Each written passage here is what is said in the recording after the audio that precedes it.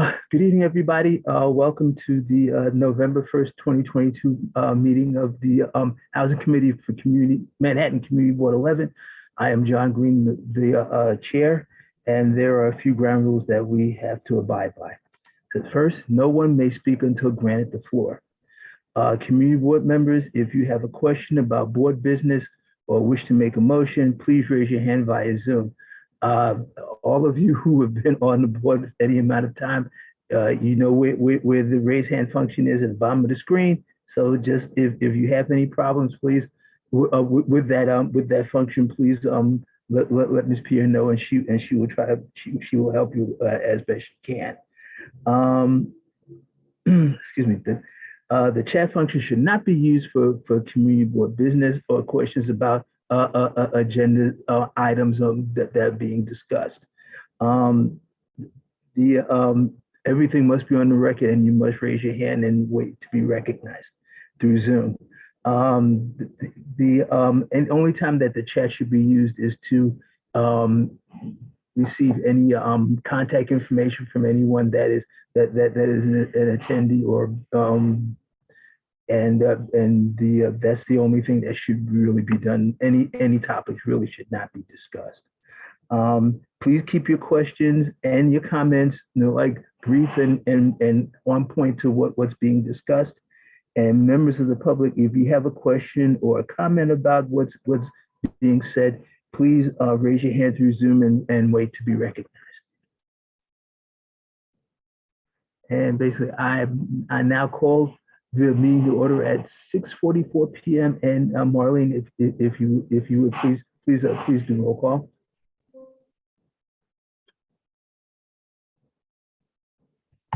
Sure. Juhab Chowdhury is excused for this evening's meeting. Okay. Diane Collier. Here. Raja Flores is excused for this evening's meeting. Mm-hmm. Brandon Gillespie.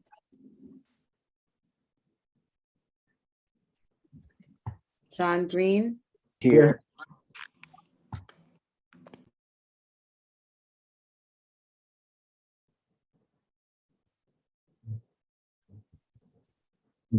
Alonzo Johnson. Here.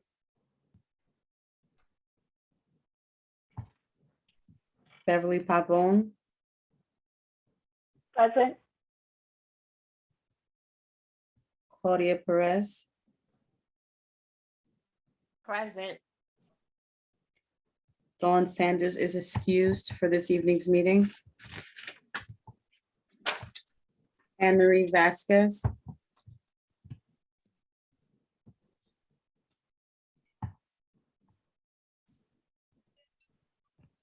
Ms. Vasquez, if you're speaking, you're muted.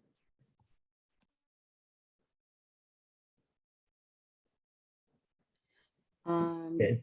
I'll go back in a second. Let me just finish the other role. Candy Vives Vasquez. Yeah. Thank you. And Jason Wu. He's excused. Hi, Marlene, I'm sorry, but I see that Marie wrote that she's has a problem with her microphone. She's there. Yeah. Oh, okay. All right, thanks. I'm gonna go back, right? Okay, because right now you guys are not having the quorum. Let me just go back. Diane noted her attendance. Brandon Gillespie. Here.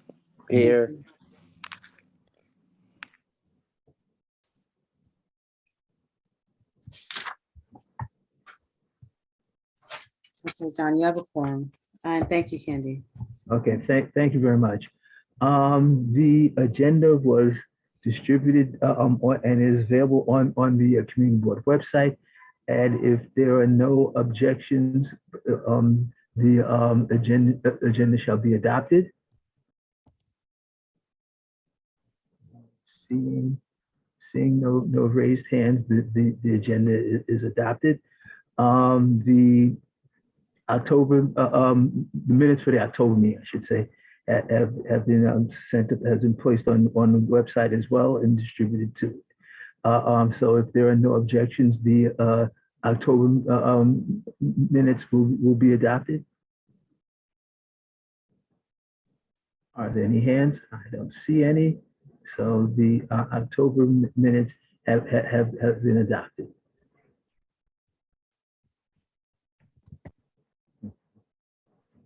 Okay, the announcement, there's one announcement says, Mayor Adams has issued emergency executive order 242, which extends the emergency order in place for 30 days through November 21st, 2022, which means, I said this last month, I said this meeting will most likely be our last via Zoom, but stay tuned, that might change.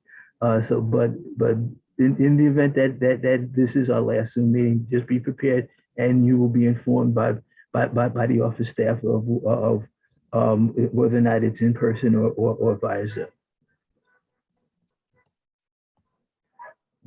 Informational updates.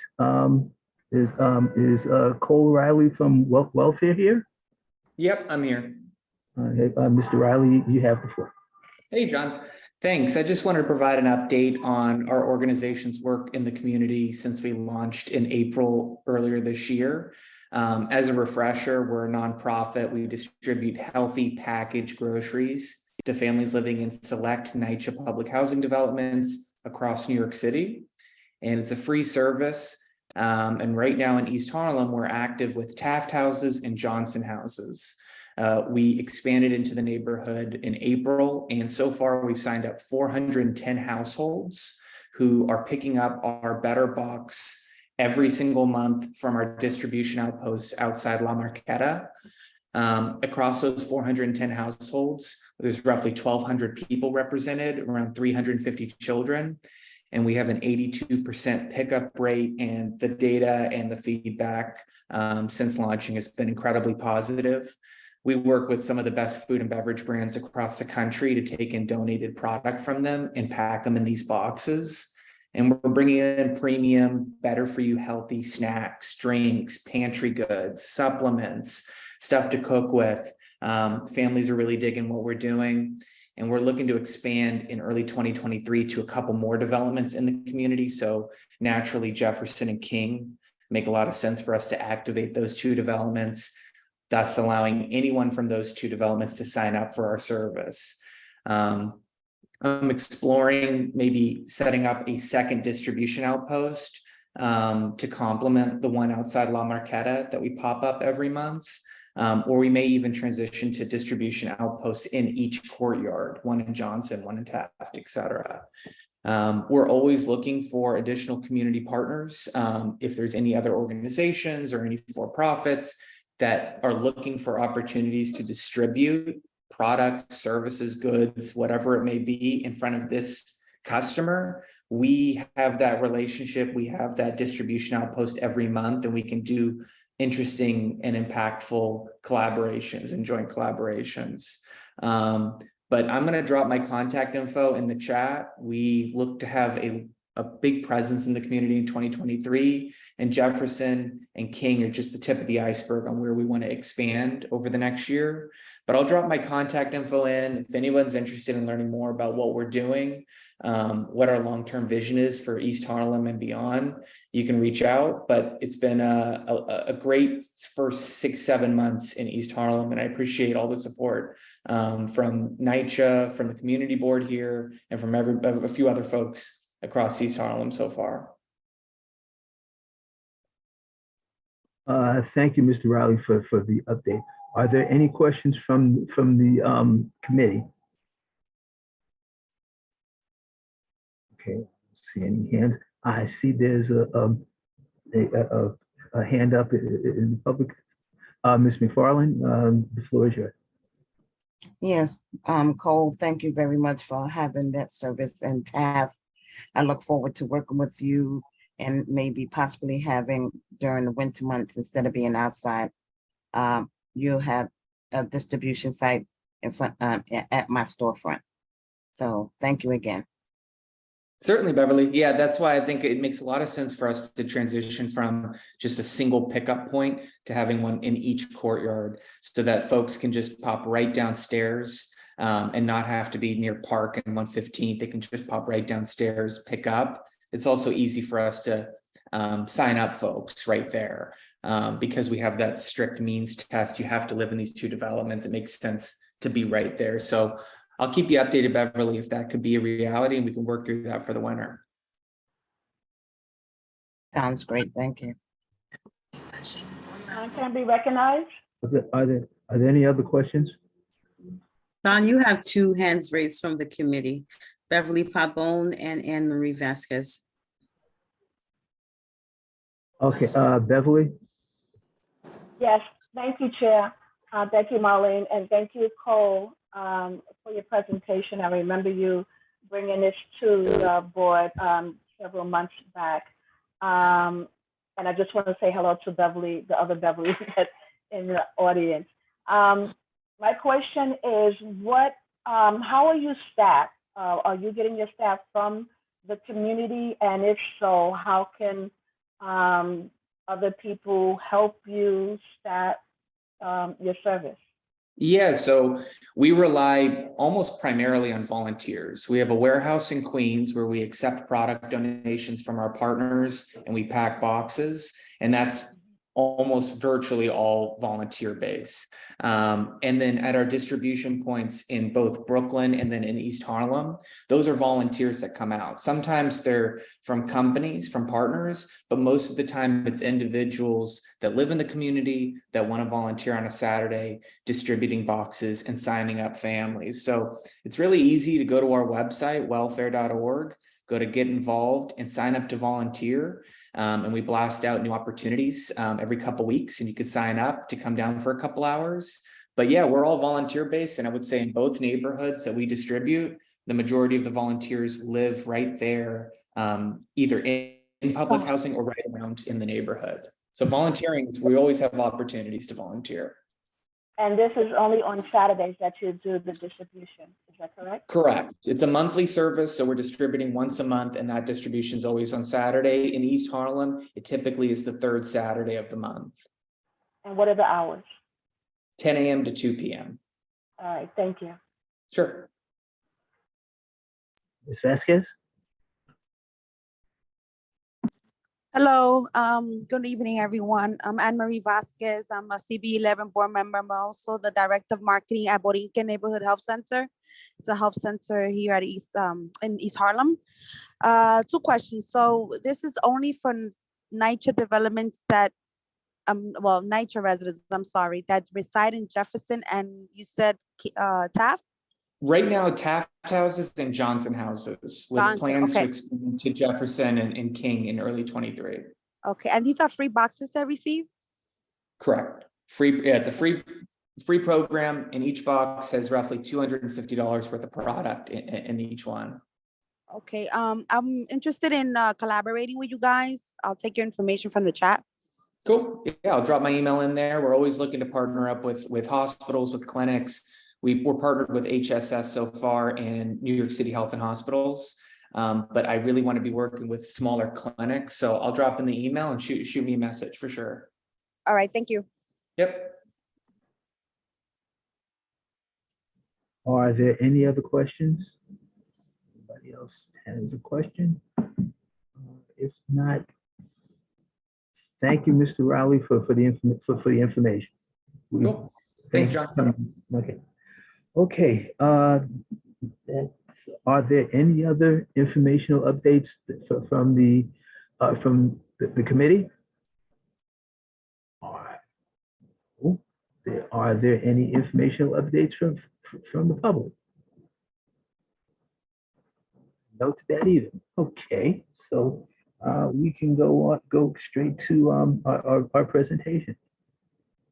Okay, informational update in reference to legislation S9409-A/A7805-D, which establishes the New York City Public Housing Preservation Trust and paves the way for the overdue repairs, rehabilitation, and modernization of 25,000 apartments under control of the New York City Housing Authority.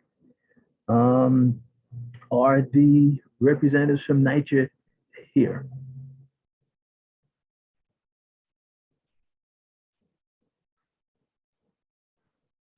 Courtney, you're on mute. I just realized I was on mute. Thank you. My name is Courtney Yu, the State Affairs Officer with NYCHA Intergov. Unfortunately, Brian couldn't be here today, but I'm happy to be here to talk about the trust. Okay, the floor is yours, Ms. Yu. Thank you. I do have a presentation to share, if that's okay.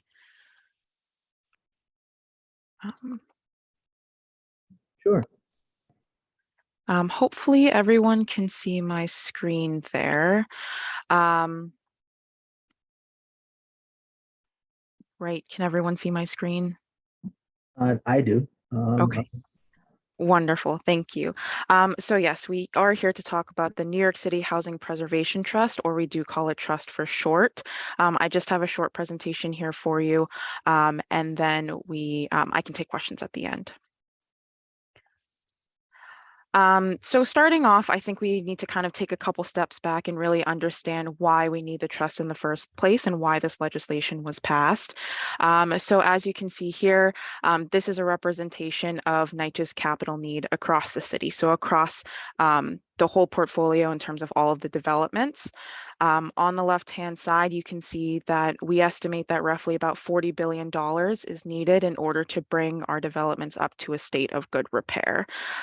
So this includes, lead abatement, heat, repairing all of our elevators, mold, all of those issues.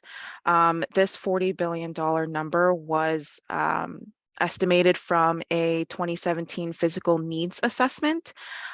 We do that every 5 years, so we are currently in the process of doing another one. This physical needs assessment is when we have people go into every single development, kind of do an intake of what is needed throughout the whole entire development. So as you can imagine, 2017 was 5 years ago. So we do estimate that these numbers are probably a little bit higher.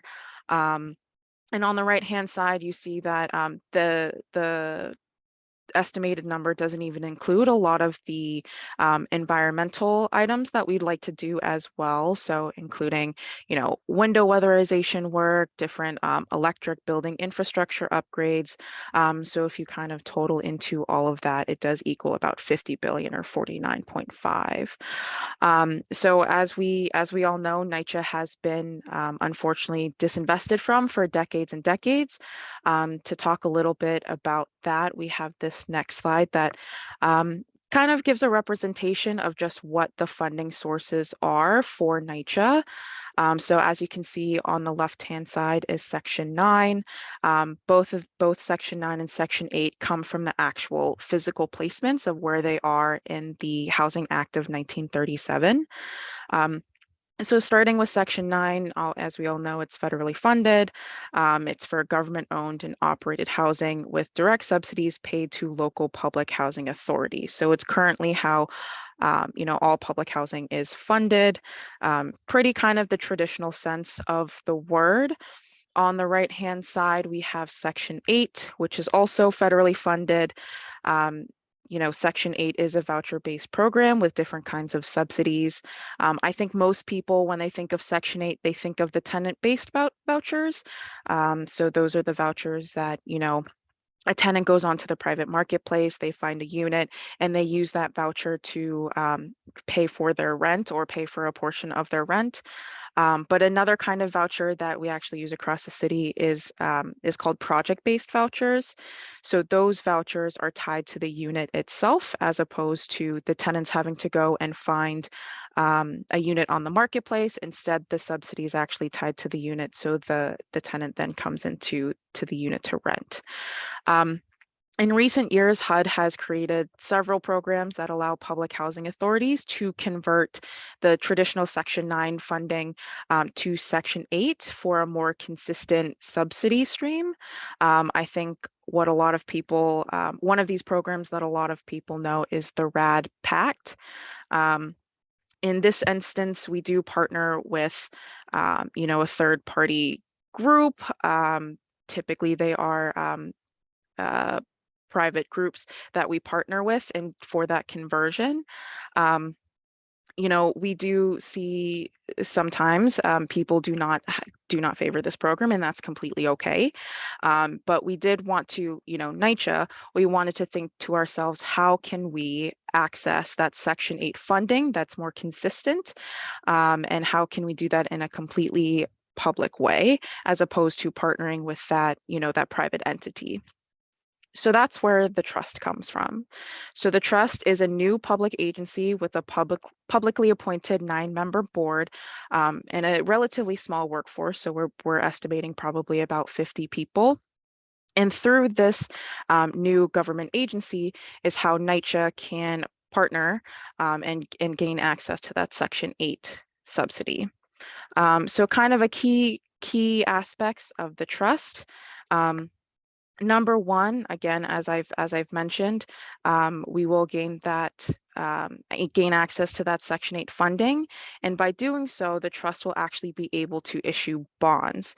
You know, many government agencies use bonds. You know, many schools, many of our own developments itself were used to issue bonds. So the trust will be able to tap into that funding stream. Properties will remain 100% public, so NYCHA will continue to own and manage the property. There's no private manager involved, and there is no sale or anything like that of the land or building itself. It will be 100% public. The public workforce remains the same. So NYCHA and the trust will actually go into an agreement so that NYCHA can keep the public workforce for both management and repairs. I think one of the biggest parts of this legislation itself is that residents will keep public housing rights, and I'll kind of talk about that in the next slide. So whether that be rents remaining at the cap of 30% or those 964 regulation rights, both of those will carry over. And again, I'll talk about that a little bit on the next slide. And kind of one of the interesting things and one of the newer things with the trust is that we will actually get faster, higher quality renovations. And how we are doing that is because the trust will be able to use, quote, best value to select vendors. As I'm sure a lot of us know, what NYCHA currently uses is the lowest bidder model. So unfortunately, many times NYCHA does have to go with the lowest bidder. And, you know, we do see that kind of trickle into the work that we see. Just, you know, when you don't necessarily have a lot of options and you have to go with the lowest bidder, you just often see that reflected in the work that's done. But with the trust, we can actually use best value, so we can take into consideration past history of what work they've done, how they plan on working with the residents and things like that. So moving on to the next slide, how are residents' rights protected in the trust? So again, a lot of current tenant protections that are currently at NYCHA, they are written into the legislation and exactly moved over and would move over to the trust. I think something that's really new and actually pretty exciting is this first one here on the left-hand side is the voting process. I think this is also what a lot of people are talking about right now because it is very new. So what this voting process would do is that residents would actually be able to choose the modernization strategy that their development goes through. And I'll talk a little bit about this in the next couple slides. So kind of moving along. Like I said, tenancy rights will stay the same. So again, rents capped at 30%, same thing with the 964 regulation. So, you know, tenants' rights to create a resident association. If tenants wanted to create a resident management corporation, things like that. All of that is also in the trust. And something that's also kind of new written into the legislation is vendor selection and vendor oversight. So at, you know, these sites, if the developments decide to convert into the trust, residents will actually have a choice in what contractors would be selected for the capital work. So a resident committee would be formed to kind of choose which vendor they would go with. So those vendors would actually create proposals and would have to, you know, present their plan to the residents, to this resident committee. and that committee would choose what vendor they decide to go with. Kind of the same thing for vendor oversight. Once that vendor is selected, once the work is being conducted, that resident committee can also provide oversight. They can write into the contracts how many meetings they want to have, things like that, and provide that feedback and that oversight moving forward once the capital work starts.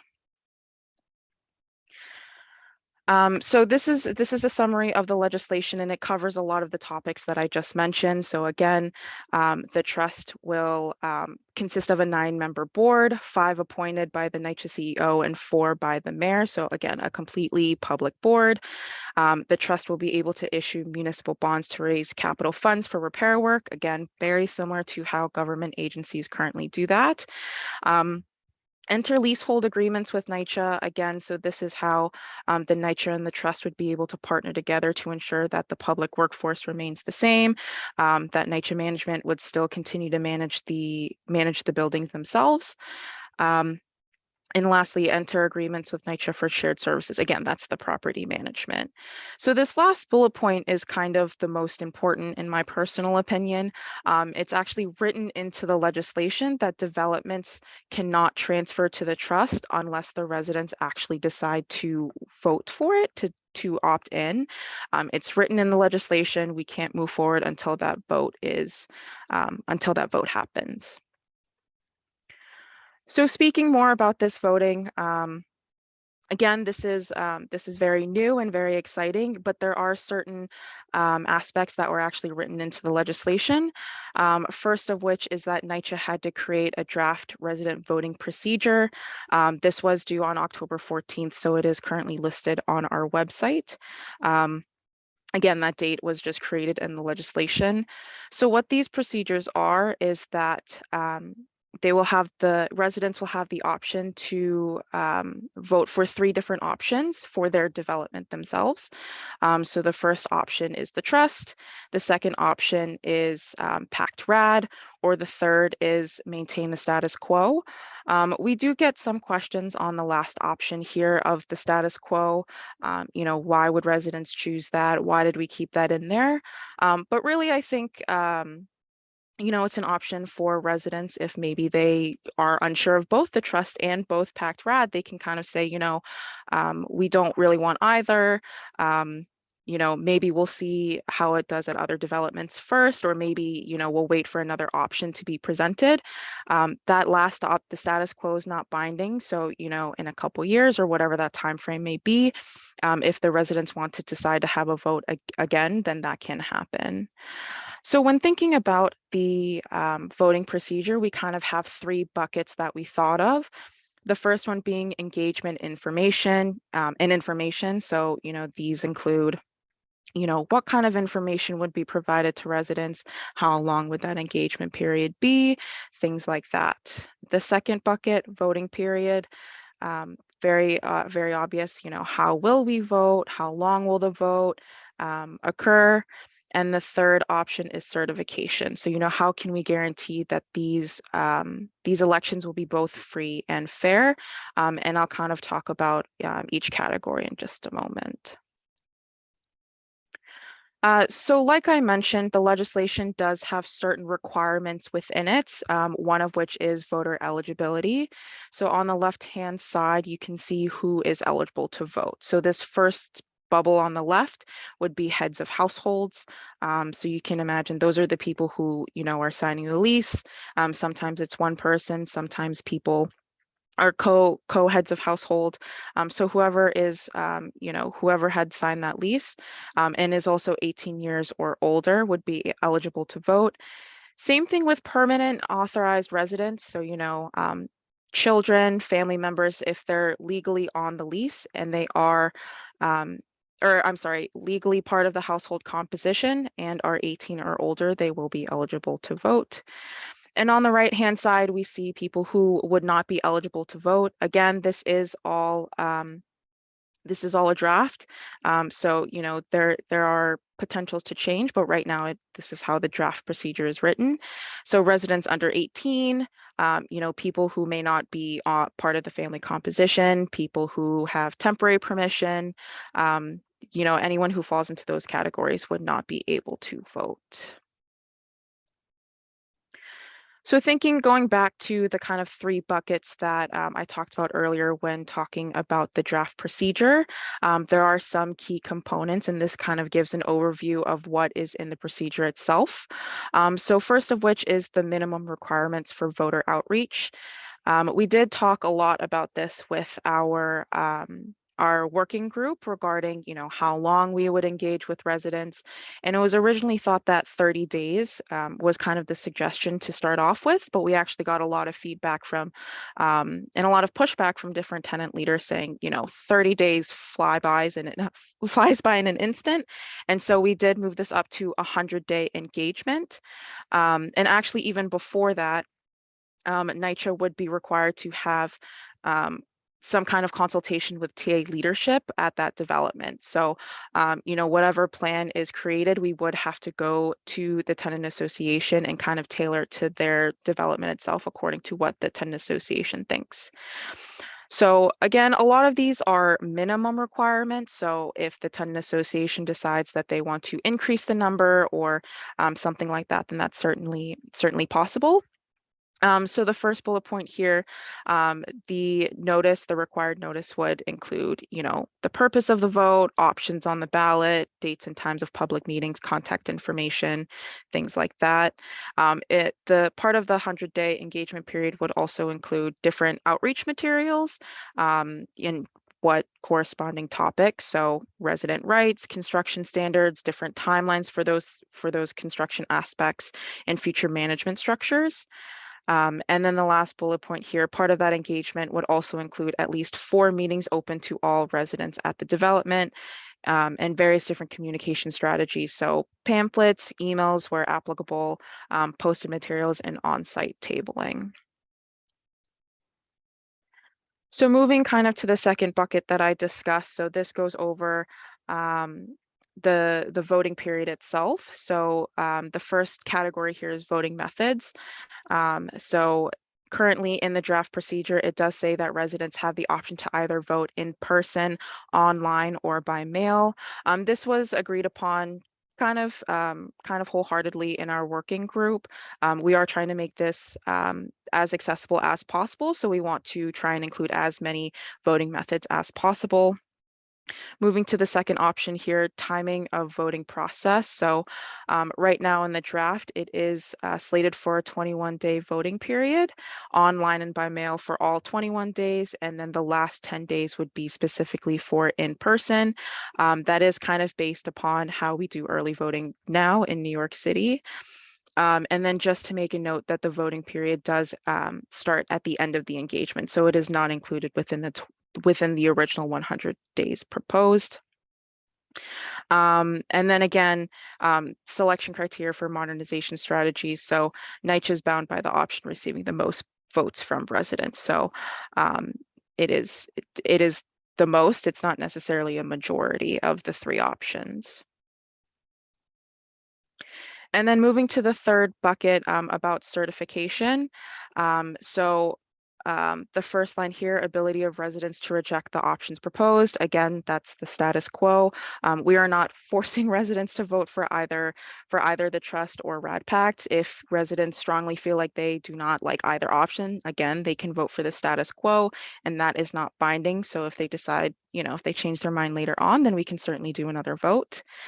The second option here is kind of the one that we've been getting a lot of comments on and a lot of questions, which is the minimum percentage of participation for a valid election. So basically what the minimum threshold is in order for the vote to be legitimate.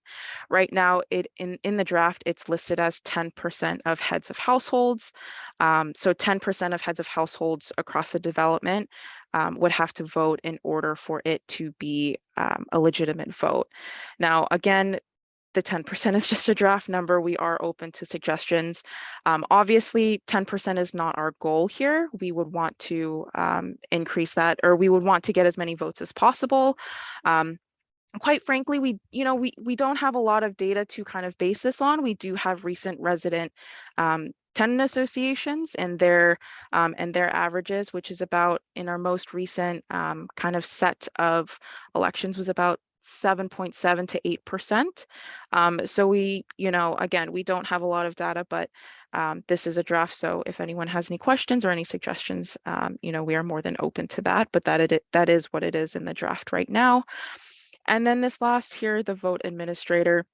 So as part of the voting procedure, NYCHA will hire a third-party vote administrator to both conduct the elections and certify at the end. This is something that everyone wholeheartedly agreed to. That third party, I think, will add a lot of legitimacy and, quite frankly, take it out of the hands of NYCHA, which I think a lot of people can agree is the best option here. So kind of putting together all of that information, which I understand is a lot, this is kind of a timeline of what the draft procedure kind of lays out. So this first gray box over here is the pre-vote period. So this would be when NYCHA engages with the tenant association, when they would create a plan, an engagement plan, according to, what the tenant association prefers. Then this orange bar here is that engagement period. Again, at least 100 days. That is a minimum. So if the tenant association, decided to say we wanted to do 110, 120, then that's something that the tenant association could certainly do.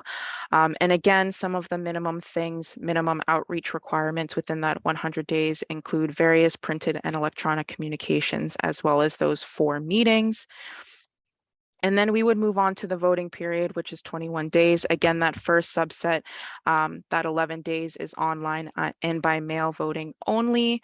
And then the last 10 days would have all 3 options. So both online and by mail, but also the in-person voting. And then the last box here, right after the voting, is when that third-party administrator would count the votes and investigate any challenges. So again, this is all just a draft. We are currently in our public comment period, which public comment period, as noted here, ends November 23rd. We are trying to get as many comments as possible. We definitely want as much feedback as possible and make sure that, this voting procedure is very representative of what the residents think or what the general public thinks. So we are hosting public meetings across the city. So we are trying to have one in at least each borough, sometimes 2 in the boroughs, and then we are having various online meetings as well for anyone, again, resident, advocate, general public, to leave their public comments. And I can drop that schedule in the chat after this presentation. But if anyone wants to, if you have any thoughts right now, you can email them to public.comments@nycha.nyc.gov. If you prefer to send in a handwritten comment, then I do have the address listed here as well, and I can share this information at the end as well. So I did kind of talk a lot. It is a lot of information. So I'm happy to answer any questions, or if anyone wants to have additional conversations during this meeting or afterwards, happy to do that as well.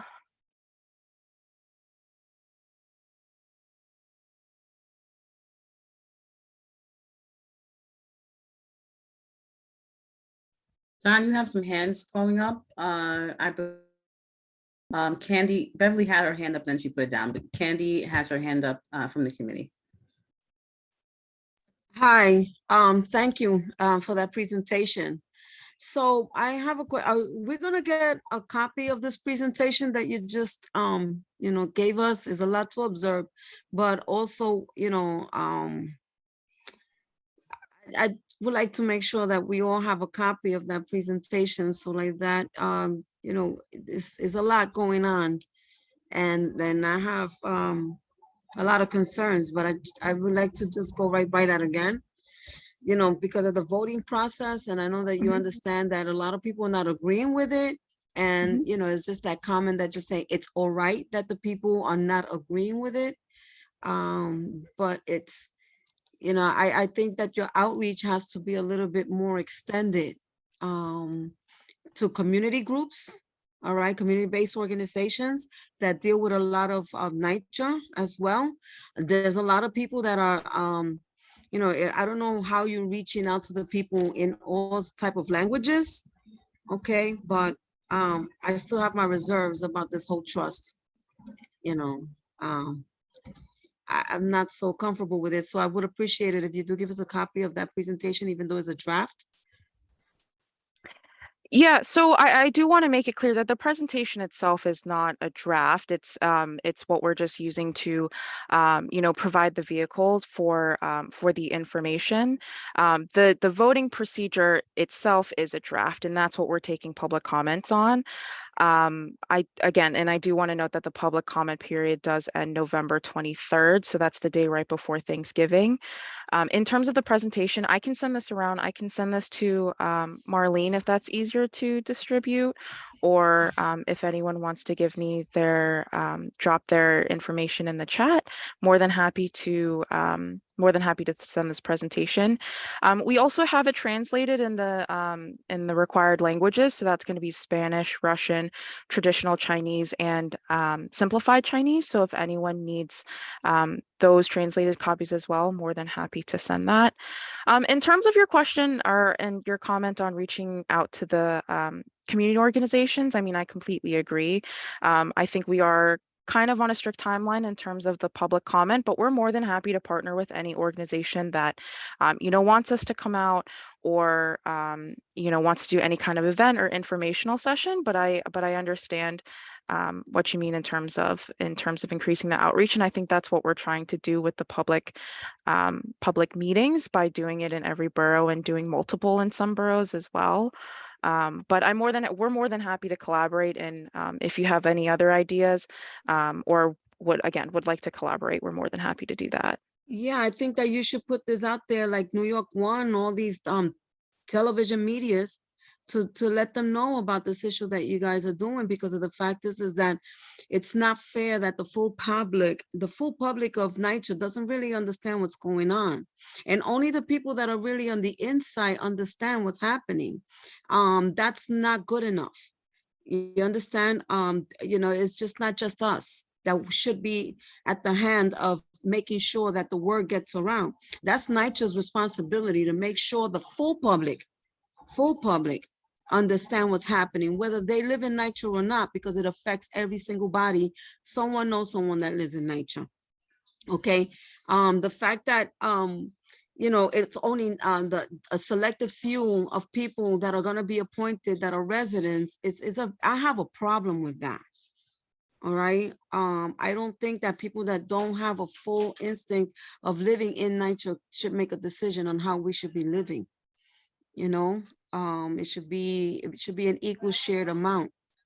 You know, I'm gonna yield to the rest of my other peers, because I don't want to take up the whole entire. I have a lot to say, but I'm gonna yield to the rest of the members of this committee and give them an opportunity to talk. But I'm not comfortable with this.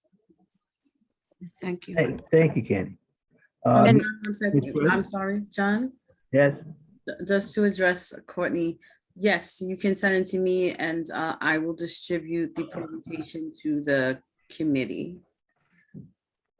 Great. Thank you. And I am going to put my contact information in the chat as well. Again, I know that we are kind of limited in our time here, and it is a lot of information. And I think it's a very hot button issue. And so a lot of people have opinions on it. And I think that's and perfectly fine. So if anyone also wants to have a longer conversation after this, more than happy to do that. Okay. Ms. Perez? If you're talking, you're still muted. Hello, good evening, everybody. I just want to say thank you for coming here. One of my first questions is, you said that you can change legislation, right? Of Section 9, you're going to take all of the residents' rights through legislation and transfer it over to Section 8. That means that a legislation has to be made for it to be transferred over to Section 8, correct? So the residents' rights and protections, we took what is currently, we took what HUD has, like what HUD has, and we put it in the state legislation. So, I mean, we could have said, you know, the trust is going to abide by all of those tenant rights and protections, but we codified it by putting in the state legislation that passed earlier this year and was signed by the governor in June. So technically, all the rights are not being transferred over, correct? Because you said that you just codified it. So that means all the legislation isn't being transferred over. And secondly, Section 9 is totally federal legislation, and under the Section 8, in which you're proposing, will be watered down to city and state legislation. So sorry, if I could go back to your first question. So in terms of residents' rights and protections, again, it's currently in the state legislation. We wrote it into the state legislation. So we have to follow that by per the legislation that was passed. So NYCHA already has to follow that, right? Because that's already done through HUD. But because we created a new public benefits corporation, so a new organization, that organization has to abide by the state legislation, or the tenants' rights and protections are in that legislation. So NYCHA already has to follow that, because you know they have oversight from HUD, but the trust has to abide by it through the legislation itself that was passed earlier this year. So it's, again, under Section 9, we're covered by the federal legislation. NYCHA has not been adhering to the legislation under Section 9. Now you're talking about transferring it to Section 8. So I guess one of my questions is, due to the fact of this trust, and you're saying that NYCHA stays in the management, who's managing the property? Like, what's going on with that? Because you said NYCHA's managing it, and yet you're partnering with outside entities. So what is the point of having the outside entity if NYCHA is still going to be the management of all of the buildings? So with the trust model, there would be no outside entities. So NYCHA and the trust, they would create an agreement, and so that NYCHA management would still manage the buildings itself. With that outside entity, where that's coming from, that's through RAD Pact. That's where the outside, so if a development goes through the RAD Pact conversion, it's different management, it's private management. It is not managed by NYCHA, but in the trust model, NYCHA management would still manage the buildings. So who would be the trust? The trust would be the committee?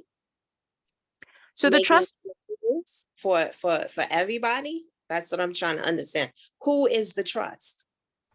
So the trust is a new public benefits corporation. So it's a new organization that would be relatively small, but the agency was created in order to gain access to the funding. So if you think about it right now, through project-based vouchers, right? What we do is we partner with that private entity for RAD Pact. But we thought to ourselves, how can we kind of do that same model, but keep it completely 100% public, with a completely 100% board, 100% working force, and that's where the trust comes in. So it's still a government entity, a public benefits corporation, in order to gain access to that Section 8 funding. Okay, and there's going to be a total of 9 people on the board, correct? Correct, yes. And how many will be actual residents? Let me do the math.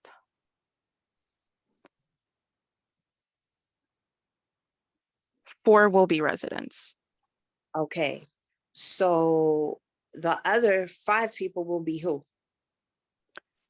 So you have the NYCHA chair, you have the NYCHA CFO, you have a NYCHA chosen at-large member, and then on the mayor side, you would have, traditionally it was the deputy mayor of housing, but or whatever person in the mayor's administration that fulfills that position, and then you would have a labor representative. So those are the 5 non-resident board members. Okay, so it would be, I can draw from this that from this 9-person board, 4 people would be residents, and basically 5 people could always override what the residents are saying, because those people that are being put into these positions are not residents, and they do not have the capacity and understanding the way residents are living in under the conditions and circumstances now, correct? I mean, I think that's certainly, you know, I'm never one to say, speak in finalities, and I do think that's a concern that some people have. But I mean, I think I, at least myself personally, am pretty confident that, you know, people like the at-large board member, the labor representative, I certainly don't think that they would necessarily take NYCHA's side, but of course it is dependent on who is chosen. But the board member structure it's very similar to NYCHA's current structure, and it is all in the created by the legislation itself. Okay. So don't you think if it wanted to include more members, the board should be bigger if it was to be include residents to really get down to what is going on? The residents have the best input. Not only that, I was also told that you guys were supposed to be putting resident management along with the choices for residents to choose from. Now you vaguely covered resident management in this process. So my question is, are you guys going to put resident management as an option? Or is that just something that the resident councils have to bring up on their own? Yeah, so I mean, in regards to the first question, in terms of, you know, would it be better to create a larger board? I personally don't know if I am the best person to answer because, you know, I think it really depends on your opinion, right? And what you've seen in various boards. I mean, when the legislation was written, you know, it was thought that the 9-person board and the current structure was adequate. I think you can go back and forth in terms of if you add more people to provide, you know, on that board, I think it can go either way. But to answer your second question, I mean, if I'm not mistaken, the resident management corporations isn't necessarily, they're not necessarily a modernization strategy, right? They're specifically for the management of the developments. I think if you ask, you know, myself or I'm sure a lot of, you know, Brian, if you ask any of us, we're more than happy to support an RMC, and quite frankly, we would really love to see that.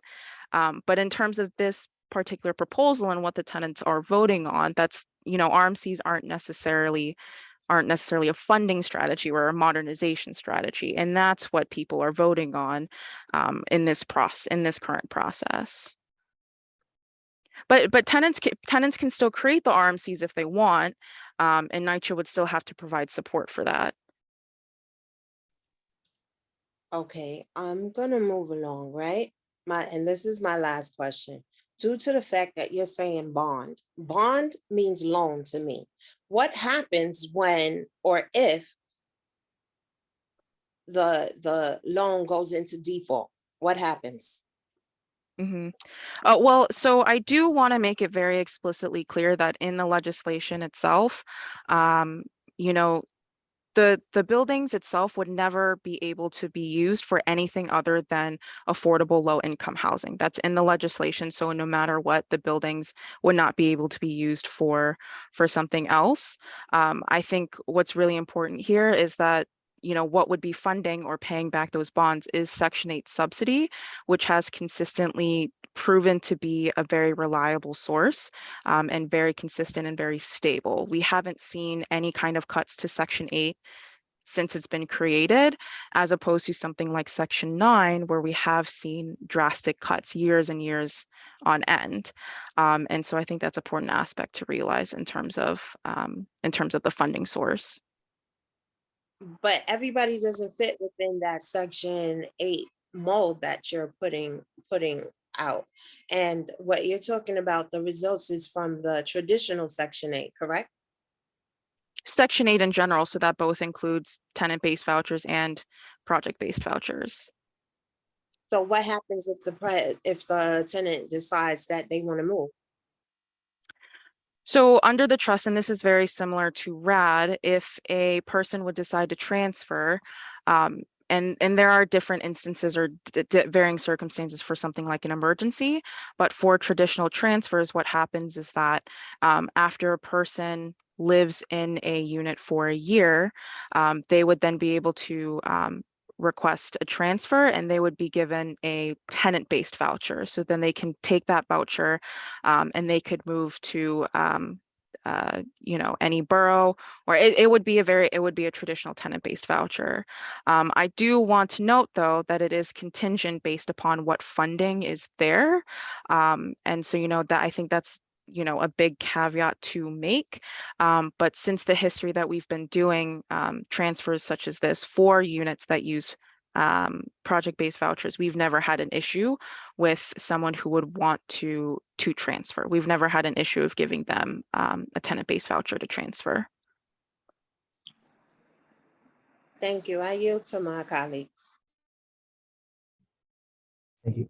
Ken, do you have another question? Well, I know that Beverly and the other ones, everyone else had their, so I'm gonna let them have their turn, but it was just based on the questions that Claudia asked and she responded. And it's really like an opinion that I have to say, and it's that we have 5 boroughs, okay? And there are too many NYCHA developments in every borough. And I don't think that 4 residents are sufficient enough. If anything, they should allow us to have at least 2 to 3 representatives as residents. Because at the end of the day, even though everyone that's going to be sitting on that board, it's the same thing as having NYCHA authority. It's just like you're just changing the dynamic. Like you said, you're adding in a public organization just so like that you can tap into these funds. And in reality that, you should actually look at the fact that you have a lot of residents that live in NYCHA that are very intelligent and understand that they can also be part of the management, and that should be part of the partnership, not creating a new public organization so you can tap into those funds when we know exactly where we want our fundings to be spent. Okay, oftentimes the reason why we are in a big hole is because it has been mismanagement from NYCHA, okay? And it's the authority hiring these contractors that are giving false information or just bogus work that has not even been completed or done, and there hasn't been any oversight to this day. To this day, management is, any work that is being done, you don't have anymore a supervisor coming to make sure that that contractor did fulfill their job and that it was properly done. You don't see that anymore. Before, in the 90s, in the 80s, yeah, that used to be done. And in the beginning of the 2000s, but not anymore. So you're just paying people to do especially the contractors, to do the job that they really did not fulfill or they didn't complete and it's not properly done. Then you turn around and you get another contractor to turn around and fix the same problem that you had already paid a previous contractor to do. And the ones that has to pay the brunt of it is the tenant residents themselves. So what you really need to do is have an internal audit, and actually should be a third-party audit to make sure that before those you can say that's $40 billion. I think that, you need to speak more, engage more of the residents than just yourselves within your own group. Because it looks like it's just going to be recycled. And it's like you said, it's based on who they're actually going to be appointing that they're actually going to be siding with the residents, and that's not fair. I don't see the fairness of it. So, there's a lot to be discussed on this. And November 23rd, it's very unfair. Right about now, since the 31st of October, even the middle of October, that should have been already announced publicly. Public announcement, all right, for the whole 5 boroughs in all stations, not just the cable, not just on TV, or even more on the internet. Do you know how many residents don't have access to internet or don't even know how to navigate into the portal? And you're taking them for granted. So you got to do the old school way. You know, I'm gonna yield to my other members and Beverly and both Beverlys. I'm sorry I took up your time, but this is something that you need to take back to Brian, and I've spoken with Brian before. I'm glad that he listened to some of the ideas and the and suggestions in the past, but there's still a lot of work to be done. And I don't think that we should be having this, you're sugarcoating some of the stuff that really doesn't. It's a lot of questions. It's very questionable. I just don't feel it's fair just to have 4 residents. That's just like a resident sitting on the authorities board is only one person. One person cannot represent all 5 boroughs and listen to everybody's problems, because at the end of the day, he's outnumbered by people in intergovernmental. So even if he has something to say, it's like we don't hear from him. We don't get a report from him. So that's not fair. You really need to think about that. And I'm not beating you up on it, okay? Because, you know, I'm just telling you with a lot of respect and all, but this is my opinion, it's my comment, and there's still a lot more to be done and a lot of work to get done. But the tenants itself, just like Claudia said, and that was always my sentiment, we should be the one to be able to have management, part of the management affairs. Okay, and also we should be able to not be privatized. We should be able to be the homeowners ourselves, just like the way you have it on the TIL program. And if that works, that can work in NYCHA. You can get a handful of people that want to be into the home ownership and let us manage ourselves and work with the contractors and everything else, along with the authority that you're giving 99-year leases to these private developers. We could do the same thing. I don't understand what's not the big idea about that. That's very simple. And it's just about sitting down with the tenants, engaging with them, and giving the tools and the resources to give the opportunities into home ownership. You have a lot of responsible people living in NYCHA, you know, so I think that that's something that has to be really looked into. Thank you. Yeah, thank you, Candy. Thank you. Beverly Pabon.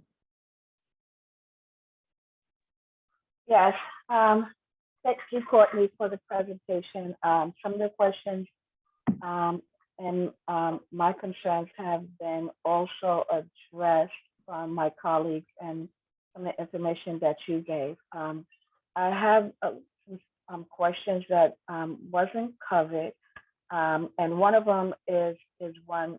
Can you explain what the local law 97 is? 2, in regards to the residents that's supposed to be on the board, the 4, I agree with Candy and Courtney that more should be, 4 is not enough. Maybe you should have 4 per borough, and depending on you working in the borough or a little bit more people in it, that might be a solution. So that way you have more residents per borough, like Candy said, you know, we got NYCHA developments in across all boroughs. My other question was regarding training.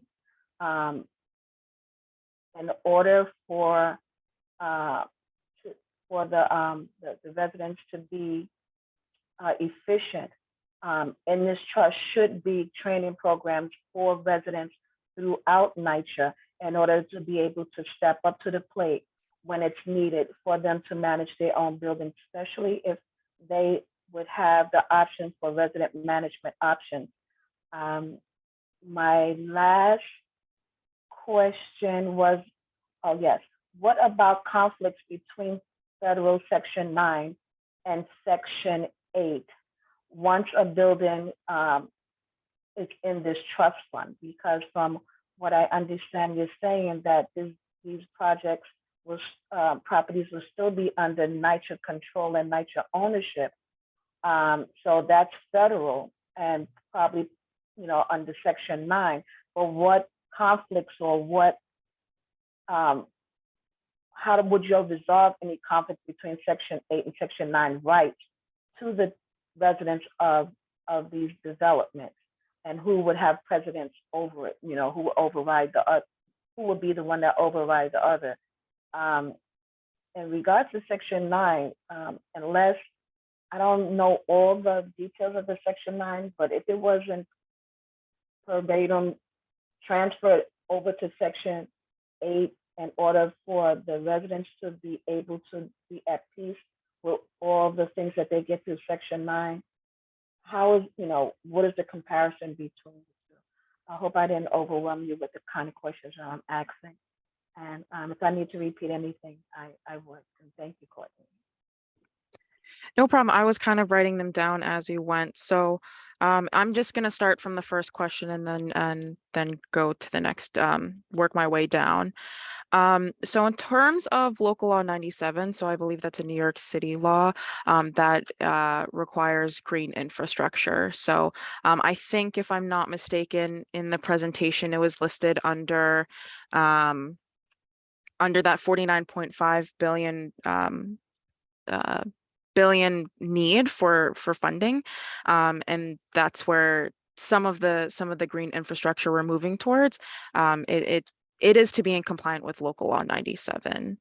So that's the first question. The second question about the board, I mean, I do understand, and I hear everyone's concerns and a lot of everyone's questions regarding the board. And I'm more than happy to have, a more in-depth question about the board itself. I do want to note that, I personally, or someone who works at NYCHA, or any of us, we wouldn't necessarily be able to change the current board structure because that is legislated within the law. I mean, it is specifically lays out who would be part of that board. So I do want to kind of note that, but I do understand everyone's concerns regarding that. In terms of training, I think that's something I certainly cannot commit to anything on behalf of all of NYCHA within this call, but that's definitely a conversation that I think we would be willing to have, or would want to have, quite frankly, in order to further discussion on RMCs, on resident management of the buildings. Again, I do want to note that the options proposed for the voting is for trust, RAD Pact, or status quo as modernization strategies. This doesn't necessarily limit to what potential future options there may be.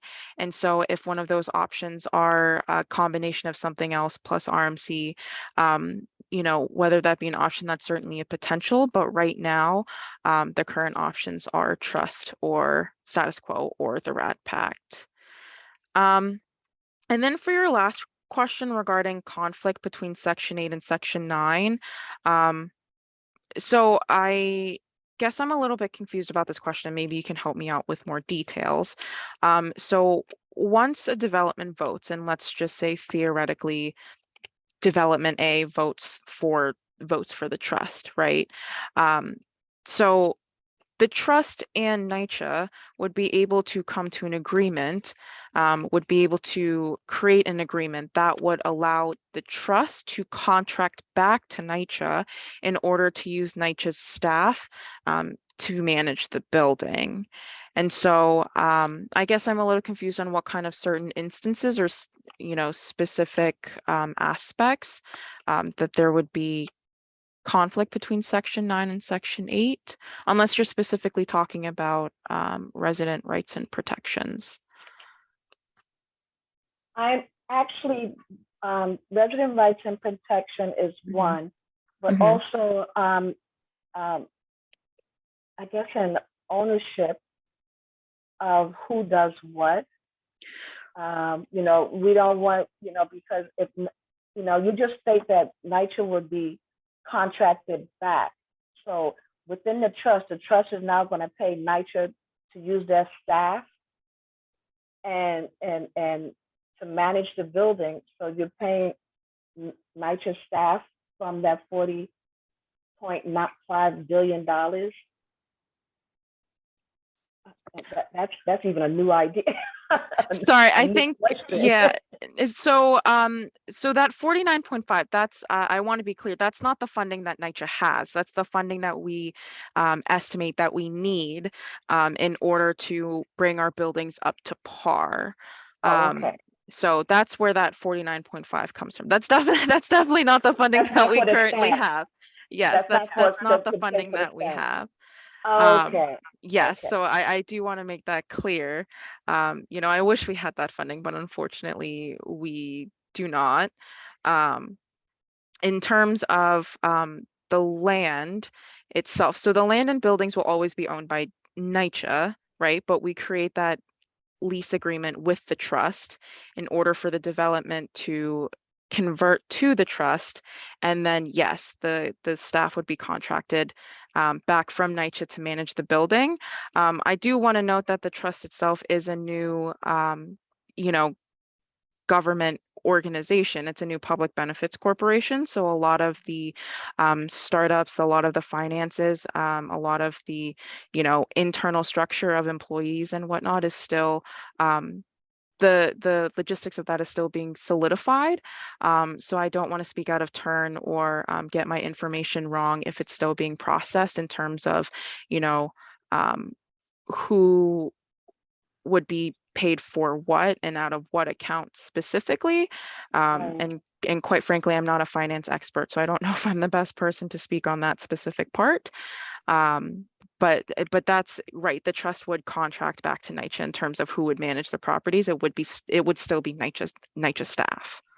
Right. That's what I have a concern about, because I know back in, like Candy said, in the 80s and 90s and early 2000s, each NYCHA development had their own staff of skilled workers. I would really call them skilled workers, and it was a lot more easier for repairs to be done and the residents themselves to go specifically to their management company for that development to get work done.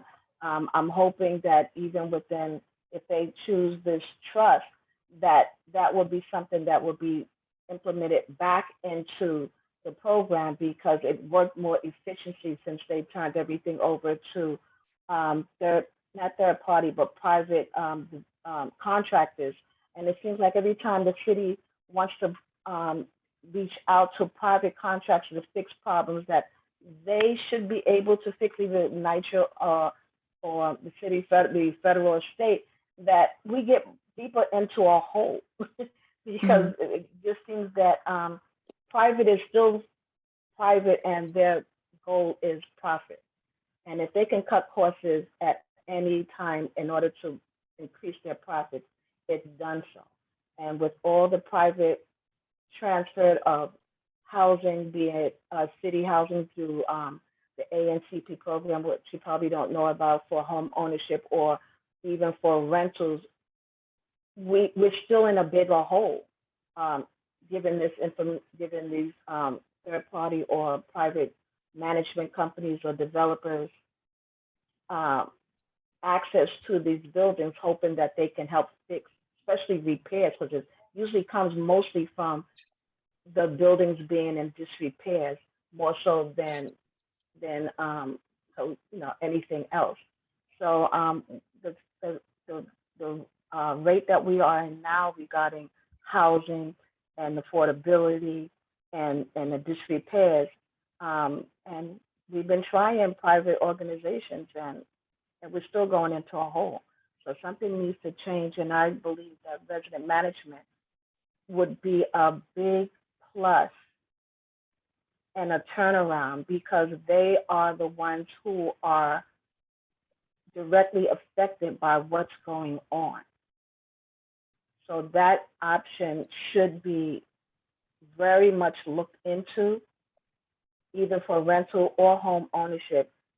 Put the people that's living there. When you fix your own house better than somebody that comes stay with you, So thank you for answering my some of the questions. I think it needs to be revisited again, and I think the deadline should be extended, because there's a lot of information that's not given to the masses.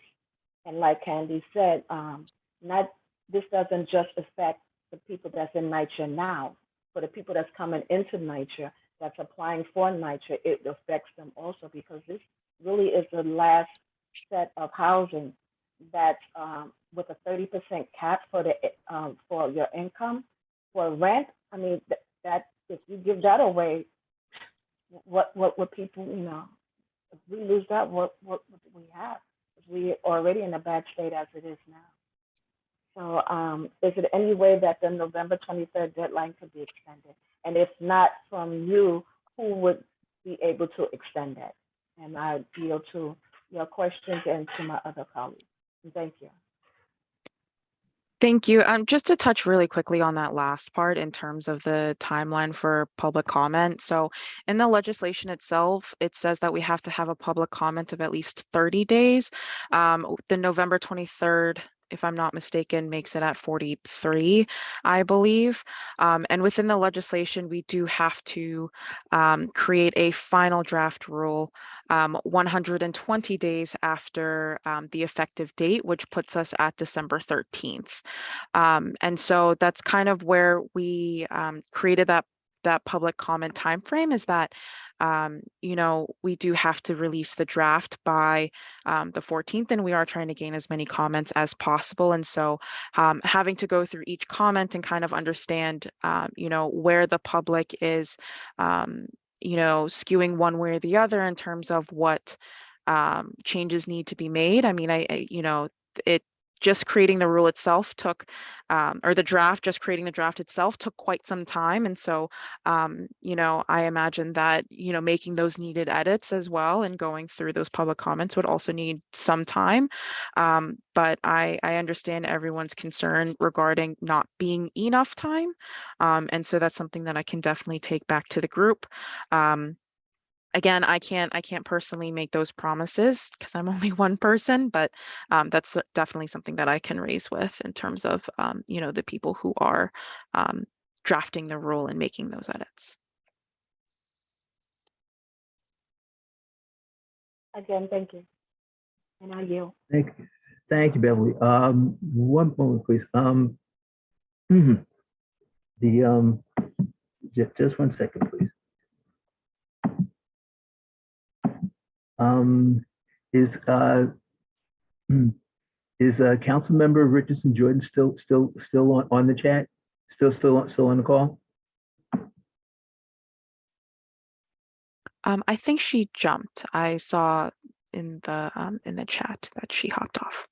Oh, okay. Yes, Thank you so much. in the chat that she had to go to another meeting. Okay, thank you. Okay, Ms. McFarland?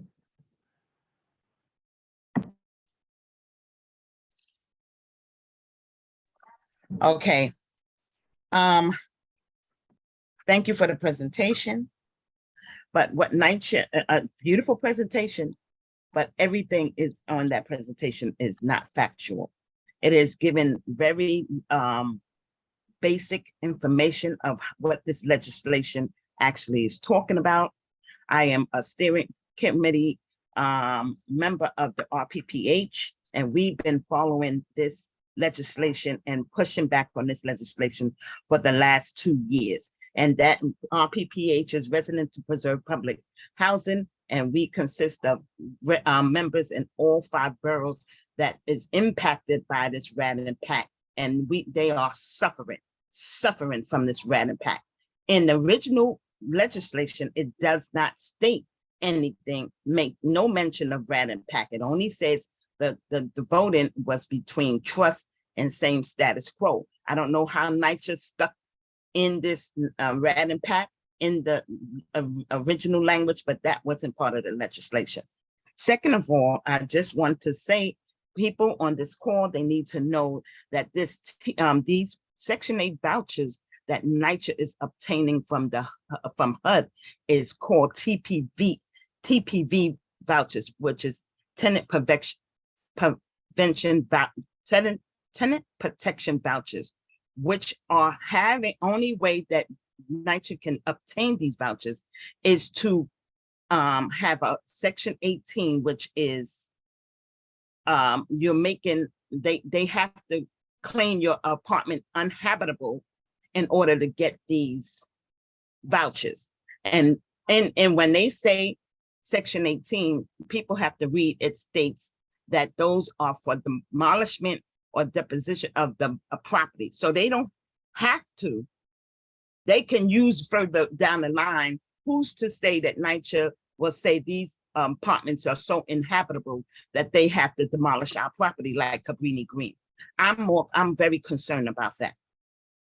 Secondly, young lady, you never answered Miss, I believe it was Candy Vasquez's questions or Claudia's questions about the bond.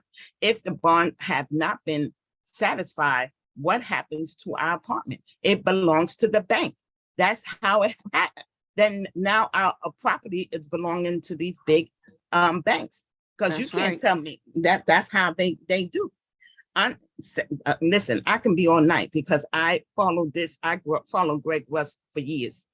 When he in every state that he was in, there's no section. He had demolished all Section 9 public housing. Not one state he left. For 7 states he was in, all those states no longer have public housing. The 964 regs that you spoke about, there's impossible. That is a CRF 964 regs are federal regulations that governs over Section 9 only. You cannot write anything in, you can use the language into the law, but you cannot convert a federal law to a state and city law. And third of all, if it was to be true, then do under the Section 8, do you get TPA funding to educate and empower your community and our residents? So that's a question I would like you to answer. Thank you, Ms. McFarland. And I just want to note that I think I've seen you on a couple different calls. So I always appreciate your time and the dialogue that you create. And, you know, I know that not everyone thinks the same about this legislation. So I'm more than happy to get additional opinions and have that dialogue. Just a couple different things. So that last question, again, so I guess the last question in that last comment. So I don't think I ever said that, you know, we were converting a federal law to a state law. And if I did say anything that kind of implied that, then I apologize.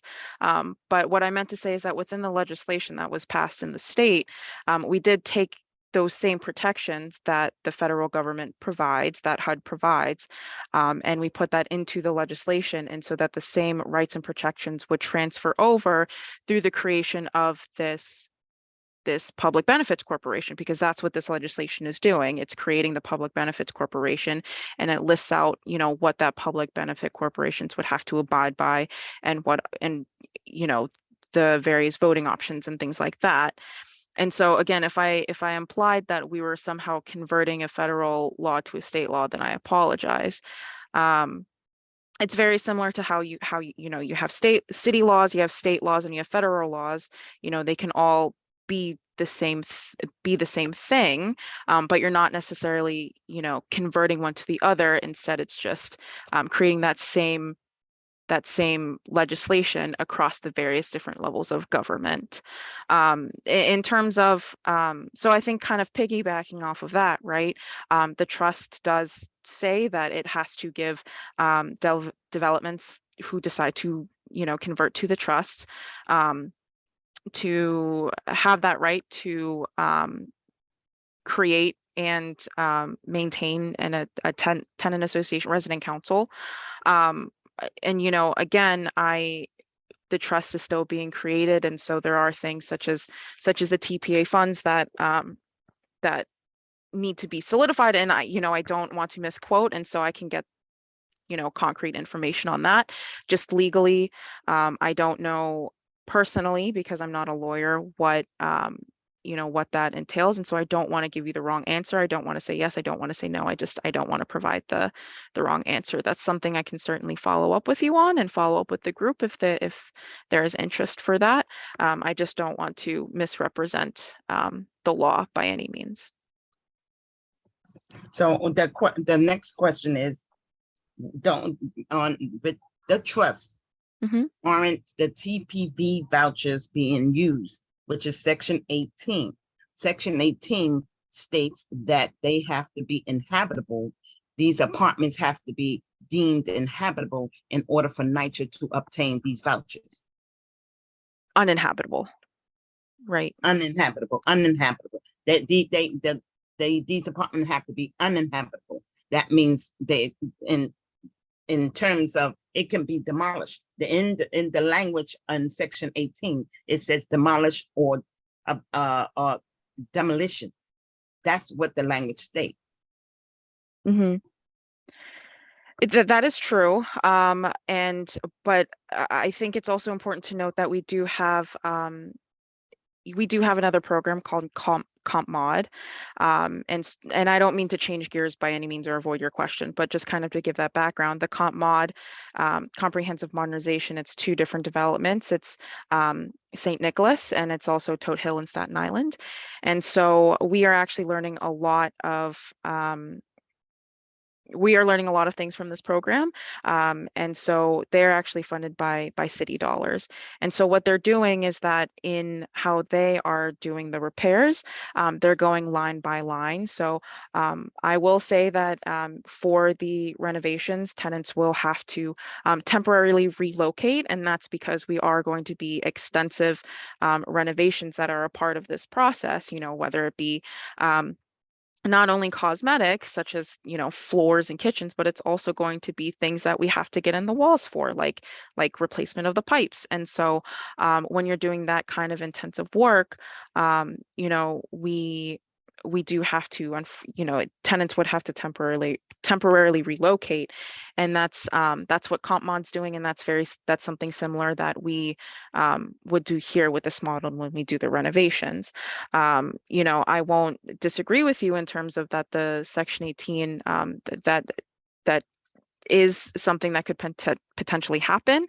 And again, I don't like speaking in out of turn, but that, we are, in terms of when we are establishing the trust, that is something that we have thought of, and we would move something like line by line repairs that would require tenants to relocate, but it would not require demolition.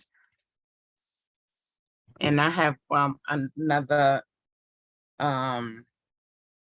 question in terms of in the state legislation, and also the language that says that you will be displacing families into claiming they're going to do hospitality suites. NYCHA right now do not have enough hospitality suites to have these people. There's no language in there saying who will be responsible for them moving out of their apartment into these hospitality suites or any. They said they will be moved into developments, neighboring developments, but there's no language in if who's going to be funding these people to have their furniture and things moved during this displacement of their families. Also, it has language in the trust that states that you can be displaced from 6 months up to 5 years out of your apartment. Is that true? So I don't recall that last part. And if you have that specific section, then I'm more than happy to look into it. I think the legislation itself is something like, 25 pages or 28 pages. So I don't have it memorized verbatim. I read every page. I did too, but I don't recall that last section, but I'm happy to be corrected and look into it. Again, just want to give correct information and don't want to speak out of turn. For that first part of your comment or question, NYCHA would be responsible for paying for those costs and helping those moves. NYCHA has already publicly committed to that, and so when we would do relocation, when the repairs are being done, NYCHA would again fund and help with those relocation efforts. Like you said, there aren't necessarily a lot of hospitality units.